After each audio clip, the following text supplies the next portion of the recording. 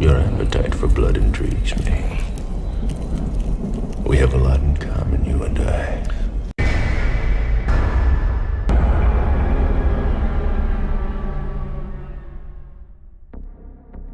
This is a scary story about the only time I can truly say I saved a person's life. A horrible accident involving a friend's sister. In my old neighborhood, I used to hang out at everyone's house. Almost every single house had a child my age or close, so we grew into maturity together and became close. We stayed at each other's homes and even watched each other's younger siblings at times. When I was 22, I went to one of these friends' houses to see if he was home, but his mother was happy to see me. She asked if I could watch Angie until my friend got there. She said it wouldn't be more than a few minutes, so I agreed and plopped down on the couch, and she grabbed her lunch and took off to work. Angie was watching a show on TV, and I was on my phone. She asked me for a snack, so I slapped her together a sandwich and a glass of punch. We were there for about an hour before Eddie, my friend, decided to show up. He wasn't happy. Eddie came in fuming because his mom left without saying goodbye and, quote, leaving his sister on the street, unquote. I told him it wasn't a big deal, but he was angry about her asking other people to help them out as well. After a huge bitch fit, he calmed down, still griping but calmer. Eddie wanted to smoke a cigarette. We walked out back and Angie followed behind. We started to talk about random stuff, laughing about friends and funny situations. While we talked, Angie swung from the clothesline pole. She would swing and jump from the pole and run around a bit and then repeat. I was amazed that I probably had that much energy once too. The paint had come off the pole in the places she was swinging from, and she must have been playing that way for quite some time. The pole was pretty big, and it was making me a little nervous watching her tiny hands take large swings back and forth. Then, my heart dropped. She lost her grip as she swung forward. Her legs swung out from under her, and she began to fall straight down. She slammed down on the ground, and I saw it all. If I wasn't so nervous, I don't think I would have seen it. Her head hitting the cement hold of the pole, the force that she fell with, the way she winced and didn't cry or move, the way the skin on her head moved unnaturally when her skull split. She clenched her teeth and began to shake. Liquid began to leak out of an opening in the back of her head. I yelled out to my friend to call the ambulance. He just stood there staring. I called 911 and threw my phone at him. Luckily, he snapped out of it and picked up my phone. My first instinct was to pick her up, but the way her head looked, I felt it was going to fall apart if I did. I knelt down next to her as more liquid came out of her head, and she began to foam at the mouth. I carefully grabbed her head, and she shook in my hands, but I carefully put her head back together. It wasn't perfect, but it was way closer than when it was split. The liquid stopped coming out, or maybe it slowed. Paramedics got there very fast. I have no idea what Eddie told 911. I stayed focused on holding Angie. It was so strange when I held her head. It kind of snapped or clicked when I felt I had it right. All I could think to say when the medics got there was, "Hold her head, it's going to fall apart." Tears were falling down my face. Tears were falling down my face. I didn't even know I was crying. Eddie jumped in the ambulance with Angie once they secured her inside, and she was in surgery for hours. In the end, she had screws and staples all over her head. The girl that came back from the hospital was not the same that I knew before that day. She was not that bright, shiny little girl. She was now a little mentally challenged. Eddie's mom never blamed him for what happened, but I know he blamed himself. They never treated Angie any different, but I know if I saw the difference, so did they. I guess the surgeon told the family, because of the fluid loss, she really wouldn't be the same. They just didn't know to what extent the difference would be. She was slower and different, but she was alive. I sit and think sometimes how things would be different if I hadn't knelt down and held her head together.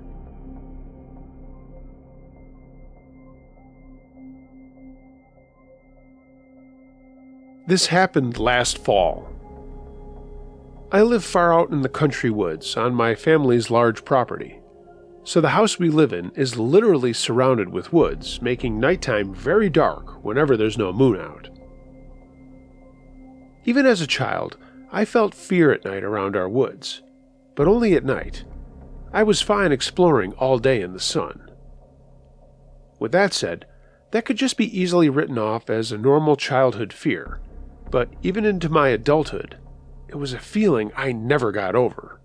I still hate to be around our woods at night because of the feeling it gives me. Last fall, I was outside one night on our front porch. With the porch light on overhead, I could see at least pretty good around the bottom of the porch area into some of the front yard. As I stood on the porch in front of the door, that's also where the porch steps are, I started to get this feeling that something was watching me, that I couldn't see. Side note, I actually get that feeling pretty often, as though I'm never really alone outside.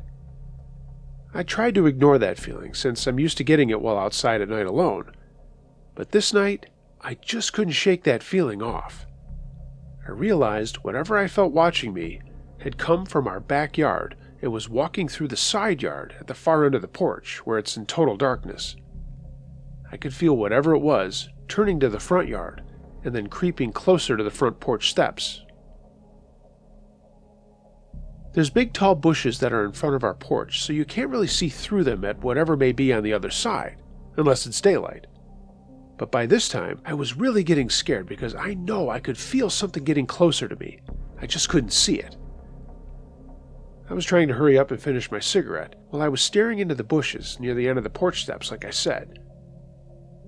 It could be seen from the porch light, but that's when I noticed one of the branches that stuck out from the last bush near the porch steps had moved, as if someone or something had just walked by it or bumped into it. The way it moved was as if someone grazed it while walking by, and I remember thinking how there was no wind blowing at all, and nothing made sense to make only that one branch move the way it did. No other part of the bush had moved. Right after I saw the branch move, though, I had this loud voice in my head screaming, "Run, run, run, get inside now!" I could feel whatever it was starting to walk up our porch steps when I threw my cigarette away and ran inside, locked the door, which unfortunately at that time was hard to lock without my husband's help. The door was swollen or something at that time, making it tricky to lock. So as I frantically tried to lock the front door, logic kicked in, asking me exactly, what do I think locking a door is seriously going to do to keep out whatever is outside that I can't see? That thought scared me as well, but I did feel a little bit safer inside. I hoped whatever was outside was not going to come in. Still unnerved, I was shutting off lights in the house to get ready for bed since my husband and kids were already asleep. As I was walking through the living room, I felt that evil presence again, and I looked up and noticed the living room curtains slightly open. They also viewed out onto the front porch beside the front door. I could just feel this tall figure standing right outside that window, staring at me. I freaked out and just ran to bed, and as I crawled into bed, wishing my husband was still up, he got up to go to the bathroom, and I blurted out to him that something had just chased me inside. I said I couldn't get the door locked, and asked if he could go lock it for me. My husband got up, still half asleep, but knew that I was clearly scared by whatever was outside, and he went to the living room door to lock it. He came back to bed and told me that as he was walking up to the door to lock it, he got this weird feeling that something was staring at him through the exact same window in the exact same way that I had felt. I told him how freaky that was that he said that, because I had left that part out when I told him what had happened to me outside. So for him to feel someone standing on the porch staring through that window too, made me realize that it couldn't be all my imagination. This isn't something that constantly happens outside, as to this day I still go outside to smoke alone at night. I'm just confused as to why that different night was so weird.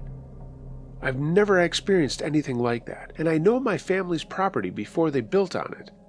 It was nothing but woods, so I'm at a loss as what it could have been. As I mentioned, I've always been afraid of our woods at night, and have had other experiences outside, but nothing as scary as that night. I don't really believe what I experienced in the woods is the same thing that was on our porch, but I wonder where it went after leaving that night, as well as why it didn't come inside.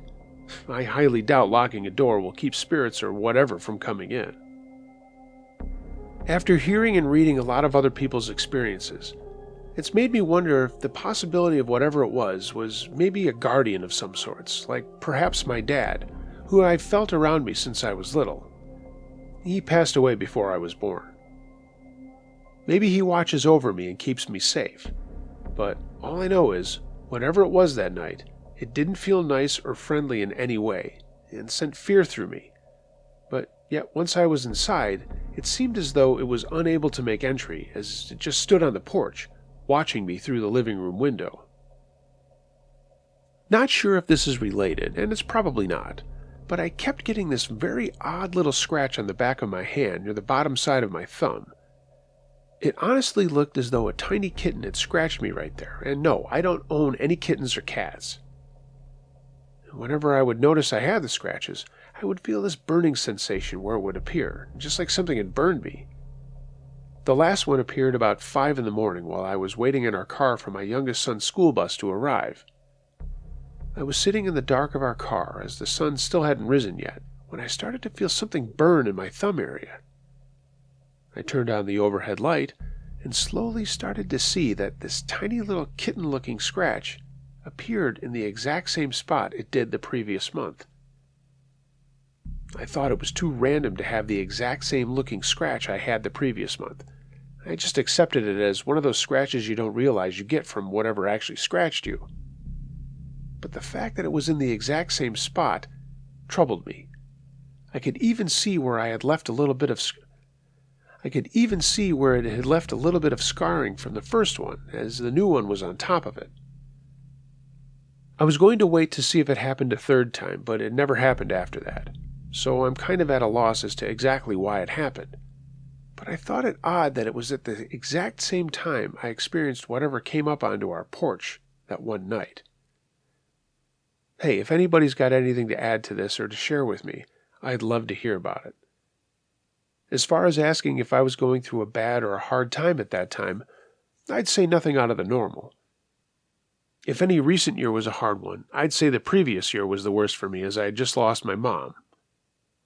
Thank you in advance to any helpful suggestions as to what I may have experienced that night.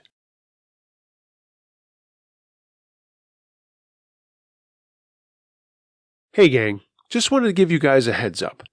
I'm bringing back my old radio show, The Edge of the Unknown, and I'm going to be playing it here as Uncle Josh's Edge of the Unknown. It's not necessarily scary stories, but it is interviews with people from the paranormal, and I hope you guys will dig it. If you don't, well, you know what? I guess I'll be hearing from you. Just wanted everybody to know that I'm branching out back into what I used to do and what I do best. That's talk to people, interview them, and bring everybody, the most intriguing people from the world of the paranormal. From UFOs, to Bigfoot, to Yowie, to Yetis. I'm your guy, and I hope you guys will like it. This certainly doesn't mean I'm going to stop bringing you the coolest scary stories. It's just something else that I'm going to add to the channel. In the meantime, if you've got a true scary story you'd like to hear on this channel, email me, unclejoshtruescarystories@gmail.com. I read them all. Everybody, be excellent to each other. And until next time, remember, be wary of things that go bump in the night. It could be anything. A ghost, a monster, or the guy next door.